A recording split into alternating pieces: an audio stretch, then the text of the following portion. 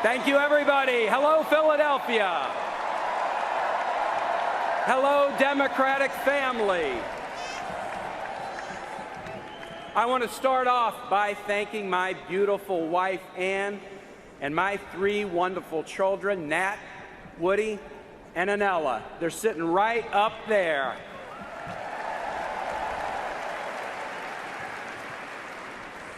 You know, my son Nat deployed with his Marine Battalion just 2 days ago. He deployed overseas to protect and defend the very NATO allies that Donald Trump says he now wants to abandon. Semper Fi, Nat. Semper Fi.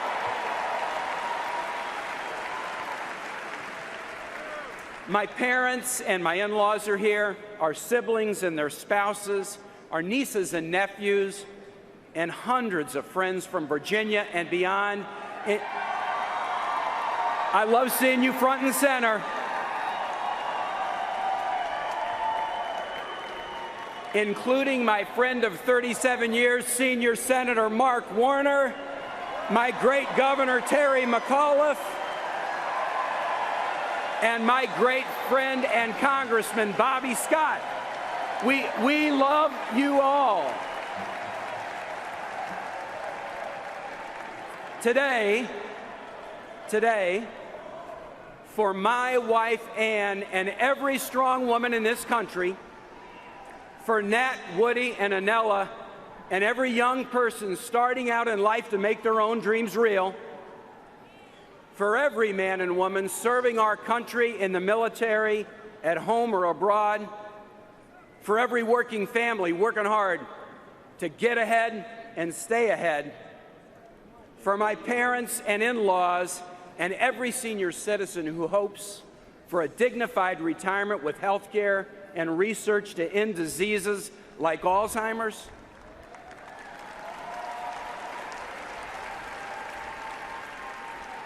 for every American who wants our country to be a beloved community where people aren't demeaned because of who they are, but rather respected for their contributions to this nation, and for all of us who know that the brightest future for our country is the one that we build together, and for my friend Hillary Clinton, I humbly accept my party's nomination to be Vice President of the United States.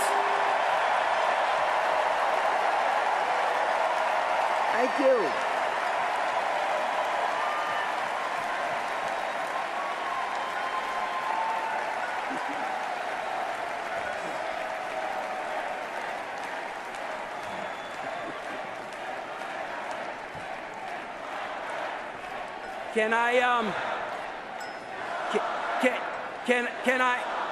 Can I be honest with you about something? Can I be honest with you about something? I never expected to be here, but let me tell you how it happened. I was born in Minnesota and grew up in Kansas City.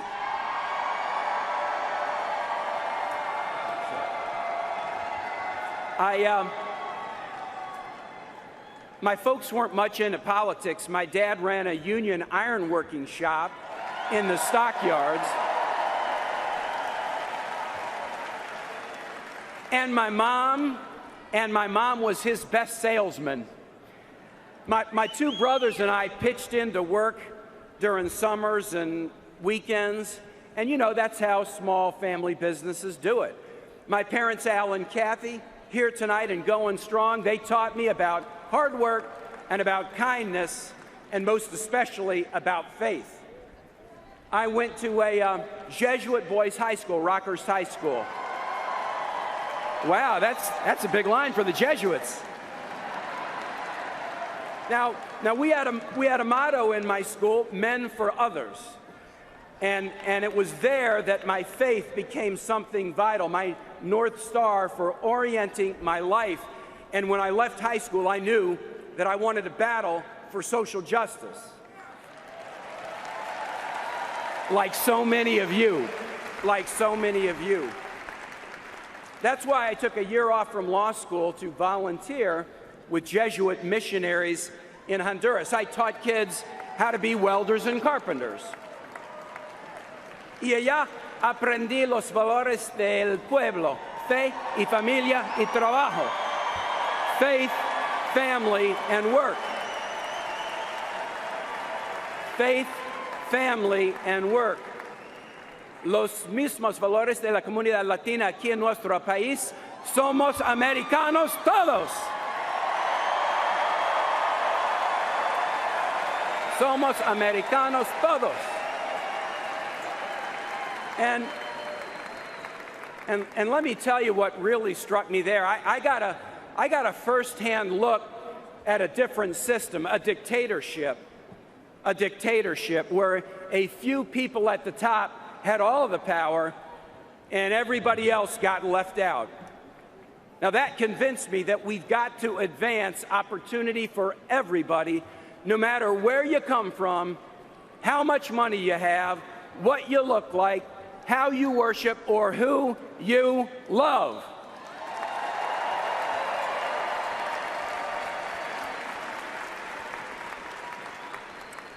Back in 1970, in Virginia, a Republican governor named Linwood Holton believed exactly the same thing.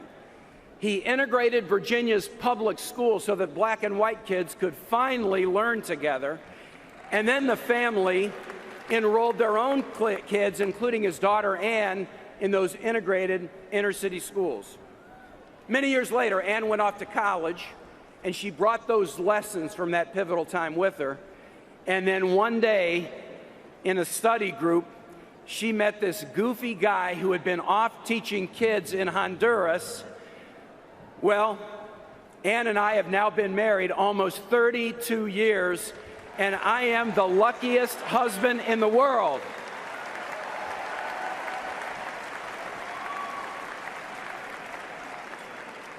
You know, let me tell you something. Anne's parents, Lynn and Jinx, are here today, 90 plus and going strong. 90 plus and going strong. Linwood Holton, he's still a Republican, but he's voting for an awful lot of Democrats these days. An awful lot of Democrats. And here's why. He's voting for Democrats because any party that would nominate Donald Trump for president has moved too far away from his party of Lincoln. And I tell you, if any of you are looking for that party of Lincoln, we've got a home for you right here in the Democratic Party.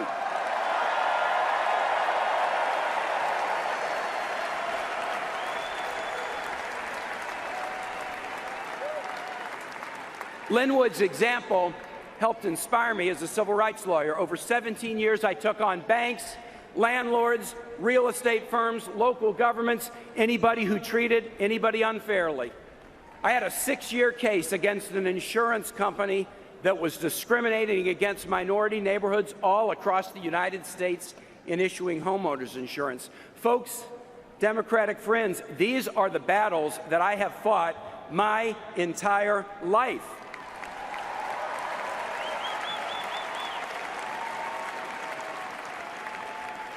And that's the story. And that's the story of how I decided to run for office. My city of Richmond was divided and discouraged in the early 1990s. We had an epidemic of gun violence that was overwhelming our low-income neighborhoods.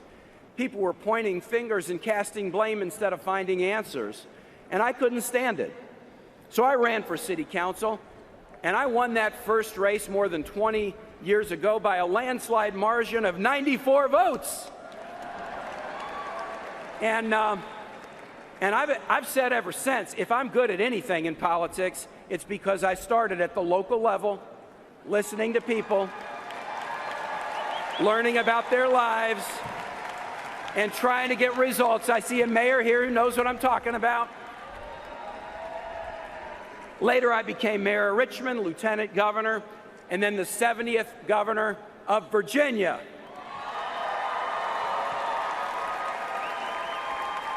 Now, I was a hard times governor. I had to steer my state through the deepest recession since the 1930s. But hey, tough times don't last, and tough people do.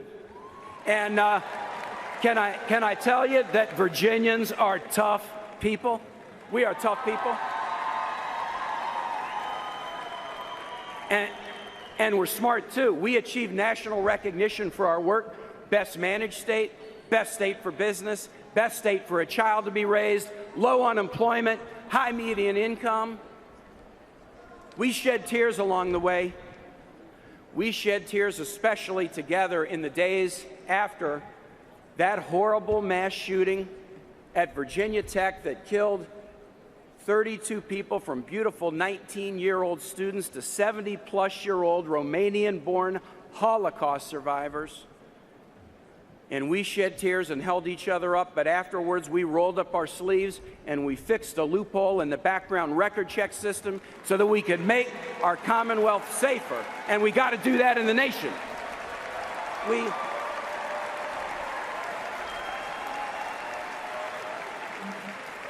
We invested in our people, expanding pre-K and higher ed, because we all know in this room that education is the key to all we want to be. All we want to be. And now I have the honor of representing my Commonwealth in the U.S. Senate. I work on the Armed Services and Foreign Relations Committees to keep us safe at home and strong in the world. I work on the Budget Committee with our great Democratic leader of that committee, a spectacular senator who used to be a mayor, Vermont's Bernie Sanders.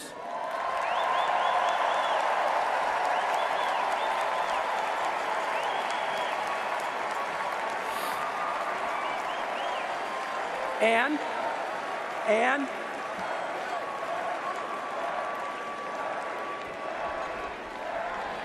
everybody, we all should feel the burn, and we all should not want to get burned by the other guy.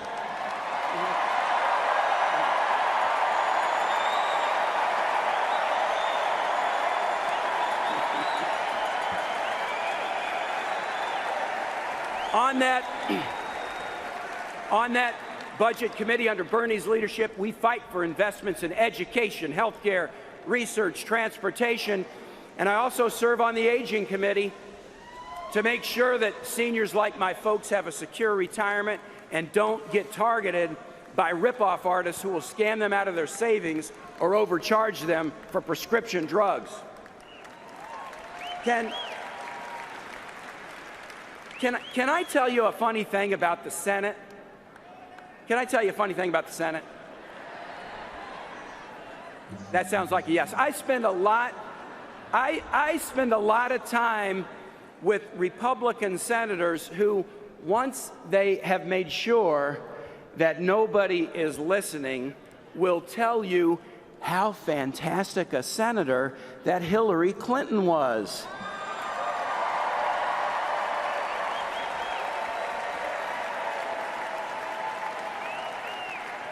Now look, this journey that I've told you about has convinced me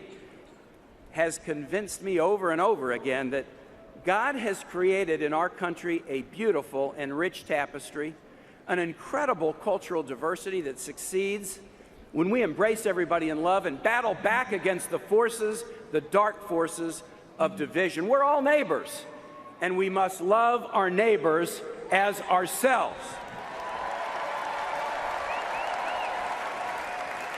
Now, Hillary Clinton and I are compañeros de alma. And we share this basic belief. It's simple.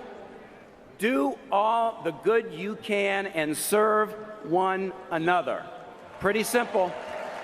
Pretty simple. That's what I'm about. That's what you're about. That's what Bernie Sanders is about. That's what Joe and Jill Biden are about. That's what Barack and Michelle Obama are about. And that's what Hillary Clinton is about.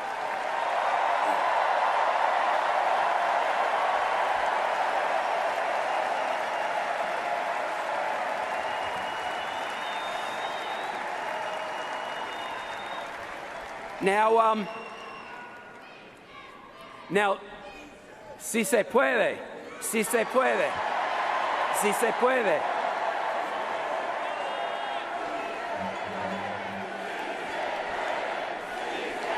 Yes, we can. Yes, we can. Yes, we can. Hey, last week in Cleveland, we heard a lot about trust. So let's talk about trust. Let's talk about trust. I want to tell you why I trust Hillary Clinton.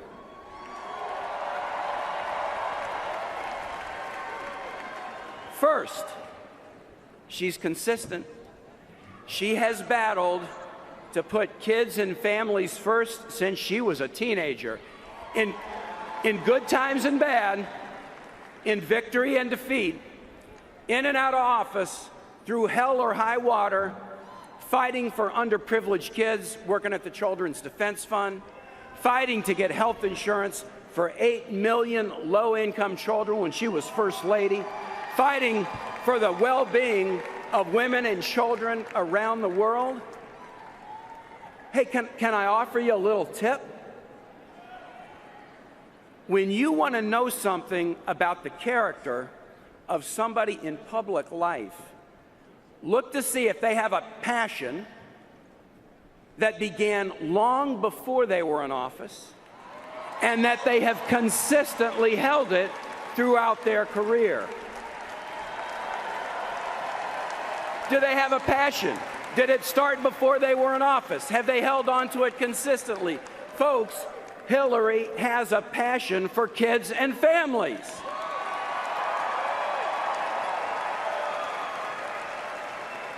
Donald Trump has a passion too. It's himself. And with Hillary, it's not just words, it's accomplishments. She delivers. As senator, after 9/11, I got my New Yorkers right here and my Virginians right here. She battled congressional Republicans to care for the first responders who went into the towers, who went into the Pentagon and saved the victims of those terrorist attacks. As Secretary of State, she implemented tough sanctions against Iran to pave the way for a diplomatic breakthrough to curtail a nuclear weapons program. And she wasn't afraid. She wasn't afraid. She wasn't afraid to stand up against thugs and dictators. And as a key part of the Obama National Security Team, they decided to go to the ends of the earth to wipe out Osama bin Laden.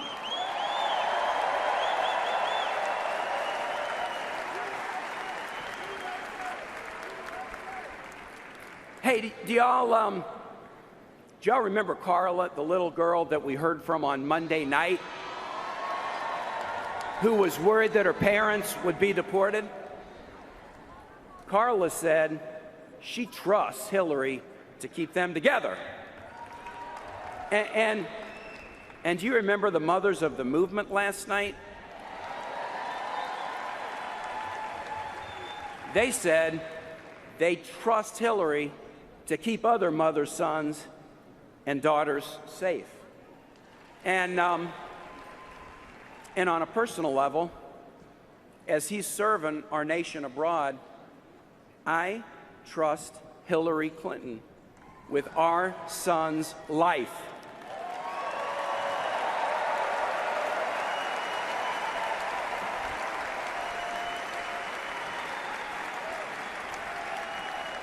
Now,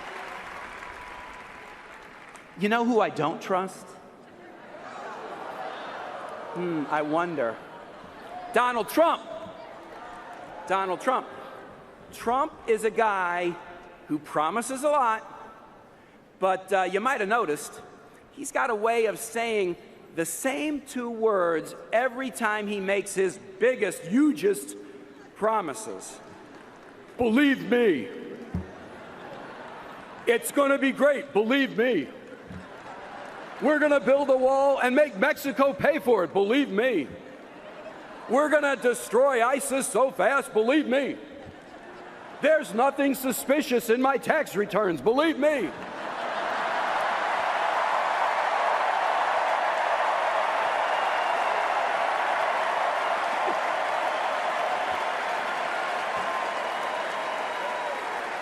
By the way,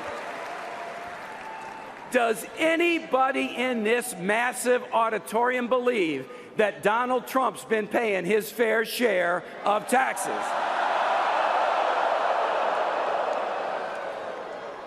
Does anybody here believe that Trump ought to release his tax returns just like every other presidential candidate in modern history? Of course he should. Hey, Donald, what are you hiding? And yet, Donald still says, believe me. Believe me. Believe me? Believe me? I mean, here's the thing. Most people, when they run for president, they don't just say, believe me. They respect you enough to tell you how they will get things done. I mean, that's what most people who run for president do. In fact, you can go on HillaryClinton.com right now and find out exactly how she'll make the biggest investment in new jobs in a generation, how she'll defend and build on Wall Street reform, how she'll reform our immigration system to create a path to citizenship, how she'll make it possible to graduate from college debt-free. You can see how she'll protect Roe v. Wade, guarantee equal pay for women, and make paid family leave a reality. All it takes is one click. All it takes is one click, and we can see how she'll do it, how she'll pay for it, and how we'll benefit by it. Not Donald Trump. Not Donald Trump. He never tells you how he's going to do any of the things he says he'll do. He just says, believe me. So here's the question. Here's the question. Do you really believe him? I mean, Donald Trump's whole career says you better not. Small contractors, companies just like my dad's, believed him when he said that he'd pay them to build a casino in Atlantic City. They did the work, they hung the drywall, they poured the concrete, but a year after opening, Trump filed for bankruptcy. He walked away with millions, and they got pennies on the dollar. Some of them went out of businesses, all because they believed Donald Trump.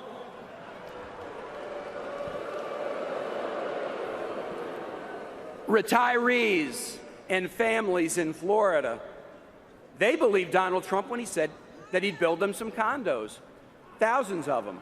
They paid their deposits, but the condos, they were never built. He just pocketed their money and walked away. They lost tens of thousands of dollars, all because they believed Donald Trump. Charity after charity believed Donald Trump when he said he would contribute to them. And thousands of Trump University students believed Donald Trump when he said he would help them succeed. They got stiffed. He says, believe me. Well, his creditors, his contractors, his laid-off employees, and his ripped-off students did just that, and they all got hurt.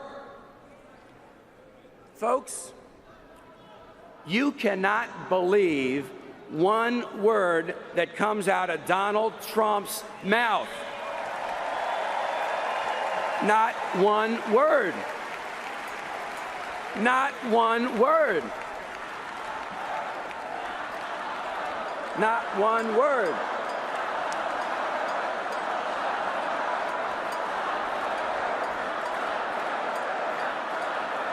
And I'll tell you, to me, it just seems like our nation it is just too great to put it in the hands of a slick-talking, empty-promising, self-promoting, one-man wrecking crew. But don't take it from me. Don't take it from me. Take it from former First Lady Barbara Bush. Barbara Bush said she doesn't know how any woman could vote for him after his offensive comments about women. Any woman, any woman. Or John McCain's chief economic advisor during the '08 race, who estimate that Trump's promises would cause America to lose 3.5 million jobs. Or the independent analysts who found that Trump's tax plan, given to the wealthy and the biggest corporations, would rack up $30 trillion in debt. Or how about this? How about this? John Kasich, the Republican governor who had the honor of hosting the Republican convention in Cleveland, but he wouldn't even attend it because he thinks Donald Trump is such a moral disaster.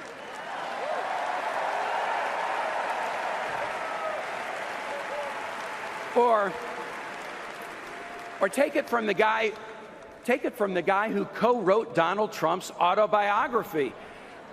Here's what he said about Trump, quote, "Lying is second nature to him." So do you believe him? No. I don't know. How about on this side? Do you guys believe him? No. I mean, do you guys believe him? No. Is there anyone in this building who believes him? No. The next president will face many challenges. We better elect the candidate who's proven she can be trusted with the job.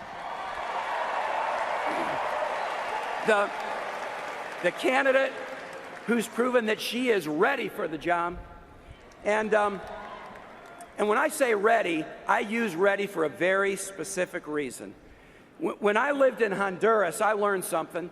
The best compliment that you could pay to somebody was to say that they were listo, ready. Not inteligente, smart. Not amable, friendly. Not rico, rich, but listo, listo. Because what listo means in Spanish is this. It means prepared, it means battle-tested, it means rock solid, up for anything, never backing down. And friends, Hillary Clinton, she's lista. Hillary Clinton is lista. She is. She is ready. She is ready. She's ready because of her faith. She's ready because of her heart.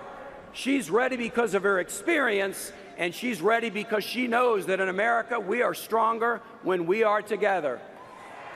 My fellow Democrats, this week, we start the next chapter in our great and proud story. Thomas declared all men were equal, and Abigail remembered the women. Woodrow brokered the peace, and Eleanor broke down the barriers.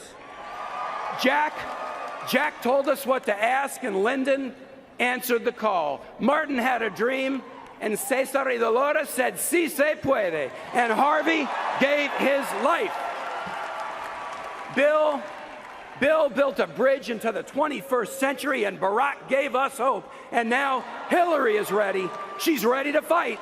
She's ready to win. And she is ready to lead. God bless all of you. On to victory. And thank you, Philadelphia.